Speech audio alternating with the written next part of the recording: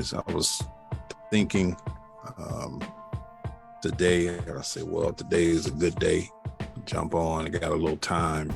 And I want to kind of talk about this thing called barbering.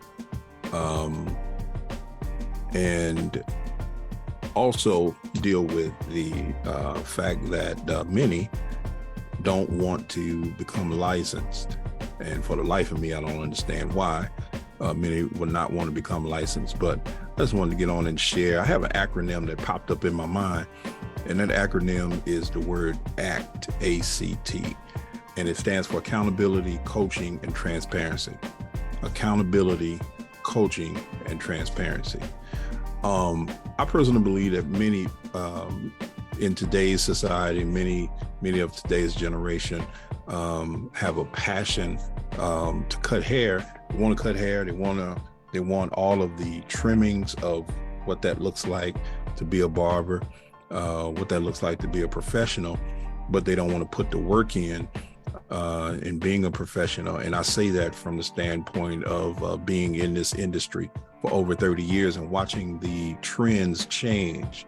You know, the styles just revolve at the same time evolving. They get better as time goes on, but the styles just revolve themselves, right? You can look at some of today's haircuts and find them in the past.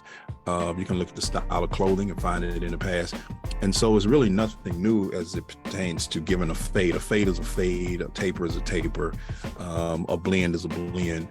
You know, it's still the same process. Just that barbers have perfected over the years, and tools have gotten better, and the eye and the hand coordination has gotten better in the business. But there are many talented people out there. That's my struggle. There's a lot of talented people out there who can really cut some good hair, even better than a lot of the licensed professionals. But what separates us as licensed professionals, and what separates us from you as a non-licensed barber or non-licensed hair cutter, because I can't really call you a barber because you're not a barber, you're a hair cutter, it's the fact that we do have that license. It's the fact that we did put the work in, we did go to school, we did put those, in my case, years ago, it was 1,500 hours. Today, it's only 1,000 hours. You know, so they took 500 hours off of the time that it takes for you to become a barber. And in fact, I mean, in many cases, if you just want to be technical, you can really finish barber school now in 6 months if you were a full-time student. But even taking that away, really you can finish barber school in less than a year of your time. So it's really about putting the work in. But going back to this acronym ACT, number one is it's accountability. There's accountability. When you become a barber, becoming a barber and getting a barber license is a privilege. It's not a right here in the state of Texas, because I can only speak for the state of Texas. But it's a right to be, and I mean, it's not a right, it's a privilege. It's a privilege to have that license. It's a privilege to become a barber. It's a privilege to stand behind that chair and to have that license and the state of Texas backing your name, right? What it says is I've gone to school, I've put in the work, I've put in the hours, I've learned sanitation, I've learned barber laws, I've learned, chemicals, I've learned application, I've learned how to shave properly, I've learned those 14 strokes so that I don't cut somebody, and all of that.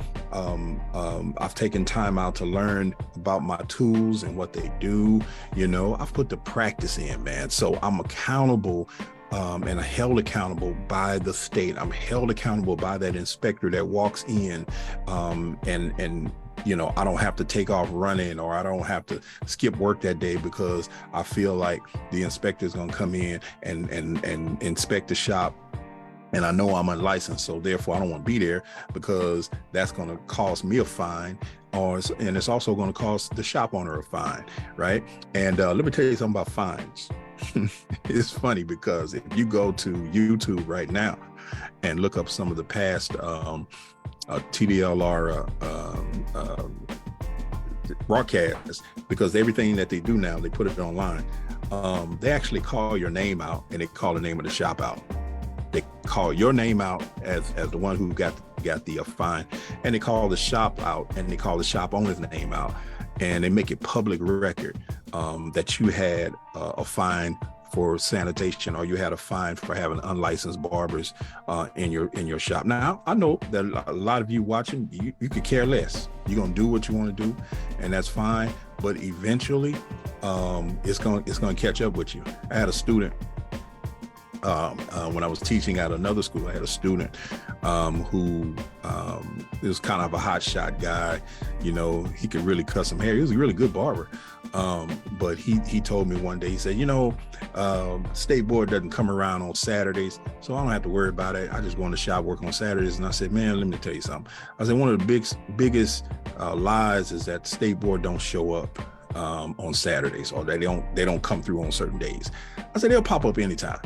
So about a month went by, and next thing I know, this guy came back to school, and he was looking all down and sad and all that. And state board showed up. He was there. He got a fine. The shop owner got a fine, and it wasn't a small amount of money. But if you have a few thousand laying around that you can just that's disposable income, a few thousand that you can just get rid of, then fine. Go ahead and do it. Go ahead and work illegally and continue to work illegally.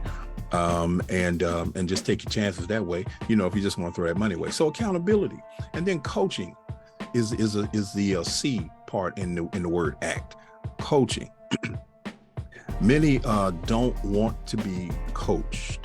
Many don't want to be told to do anything. I've encountered students who have come to school, and as soon as you began to start telling them, hey, well, what you're doing is fine, but how you're doing it, there's a better way to do it, right? There's an easier process to getting to where you want to go than you working yourself to death, right?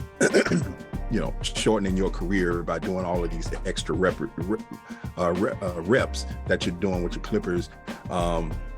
That's just unnecessary, right? There's a better way to do it. Well, some of them have fallen out. Some of them have stopped, going to school or whatever, or and just decided, hey, you know what? I'm not gonna put up with this. I'm gonna do it my way and do the things that I've learned on my own.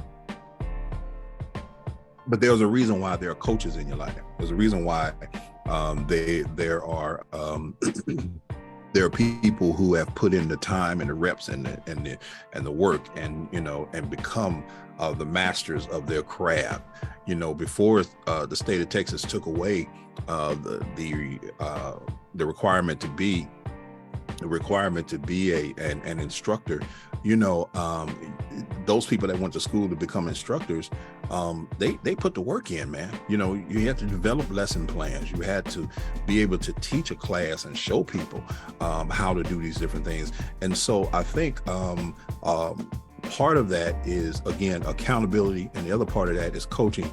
Are you coachable? Are you coachable? Are you willing to be accountable? Are you willing to be coachable? And then the last part of that will be the T, and that will be transparency. Are you willing to be transparent? Are you willing to be transparent to the point where you have that license up? The public can see that license. The public can also view that complaint form that's on the wall. Are you willing to be transparent? Are you willing to be seen publicly? Willing to have your work not just displayed out there on YouTube to become a YouTube wonder or an Instagram sensation, but for people to literally see your life and say, man, that guy put the work in. That guy has transparency. That's who that person is. I want to show you some statistics, though, if I can, real quickly. I want to show you some statistics that may hopefully to bring you to a different perspective. Hold on one second. I'm gonna show you this. Hold on, just 1 second, because I want to show you something from this website called Zippia. Yeah, this website called Zippia. All right, I'm gonna show you some stats about barbering. Yeah. All right, let me get there. Okay, here we go. All right, so check this out. Check this out. This is a company that does research about demographics. Right? No shade, no hate, none of that. But I just want to show you something. Look at the demos here. Look at the demographics. All right. So currently, and now actually this was done in 2022. All right, so there are over 12,880 barbers currently employed. Notice the word employed, right? What does that mean? That means that there are a lot of you out there who are in shops working illegally, who are renting places and working illegally. You're not reporting your income. You're not showing any transparency. You're not accountable. That's not you, right? But what happens when it's time to get serious and it's time to develop a family? It's time to buy a house. It's time to buy a car. You can't take cash money and show it to the bank. You have to show them tax returns. You have to show them that you've been working, and it has to be on paper, right? So there are over 12,880 barbers currently employed in the United States. Now, watch this. 25.1% of all barbers are women, and 74.9% are men, right? Those numbers can change. So women, you can be a barber. Women barbers, there are a lot of great women barbers out there, right? So let me also show you as well. So we saw that, but I want to show you something else too about the dominating of the industry.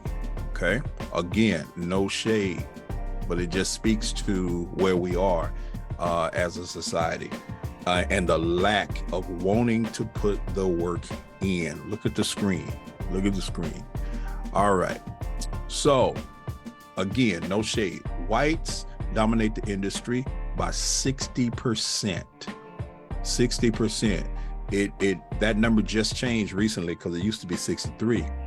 And so what that means is that Hispanics or Latinos at 22% has gained some more ground. Why? Because they are putting the work in. They are becoming more accountable. Now, look at this number here. African Americans, blacks or African Americans, only represent this industry by 6.8%. 6.8%. Asians are gaining ground on African Americans. Look at that. No shade to any ethnicity, but I just want to show you the lack of accountability, the lack of the transparency, the lack of coaching. These people who have the highest percentage here or higher percentages are putting the work in, man. They're putting the effort in. They're taking the time to do what needs to be done. So what's the issue? What's the issue? What's the issue? Well, again, it's that lack of accountability, lack of coaching, lack of transparency. Lack of transparency.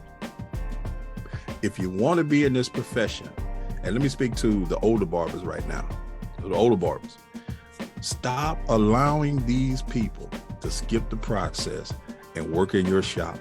And you put all that time in, all that labor in. Some of y'all are 30 years in like me. Some of y'all are older. Some of y'all are 35 years in. Some of y'all are more than that, right? But stop allowing these youngsters to come in your shop and skip the process and not do the work, not put in the transparency, right? Or not have the transparency, not be coachable, not be accountable. Stop allowing them to do that, right? Just for money's sake, right? Take care of your business, handle your finances a little better so that you don't have to do that. So you don't have to take these illegal chances, right? And then youngsters, put the work in, man. Stop skipping the process, right? I see barbers all over YouTube and Instagram and everywhere, wherever, they got the latest clippers, they got all of this, but most of y'all not licensed. Most of y'all not licensed. Y'all in different states. Some of y'all have apprenticeships, right? That you can go through, which means you can actually work in the shop, you know, or be around barbers in the shop all day, right? Apprenticeship takes a little longer time. But here in Texas, man, there is no apprenticeship. So stop letting people tell you that there's an apprenticeship here. As of right now, there's no apprenticeship. I don't know. Maybe they will move into an apprenticeship. Who knows? You know, if so, we'll just have to adjust with it. But right now, you need 1,000 hours, right? You need to go to the state board and take a test, right? A written test first, then you need to take the practical test, right? And the way it stands right now, it's so easy because you can actually take your exam from you don't even have to go in to take your exam. You can do it virtually now. They've made it so easy. You don't have to do the work on a live person. You can do it all on a mannequin, right? Because of COVID. So they've taken a lot of the restrictions away. And here's another thing that I'm going to leave you with before I go. They've lifted the requirement for you to have a high school diploma now. All you need is a 7th grade education to become a barber in the state of Texas, right? It shut a large percentage of the demographic out, of a certain demographic out of people who were less likely to have high school diplomas and GEDs. But now that ban has been lifted. So what's your excuse? Man, get licensed, man. Become a licensed professional, not just a hair cutter. There are a lot of good hair cutters out there, right? Become a licensed professional. So I just wanted to leave y'all with that, man. Y'all have a great rest of the Sunday, great rest of the day.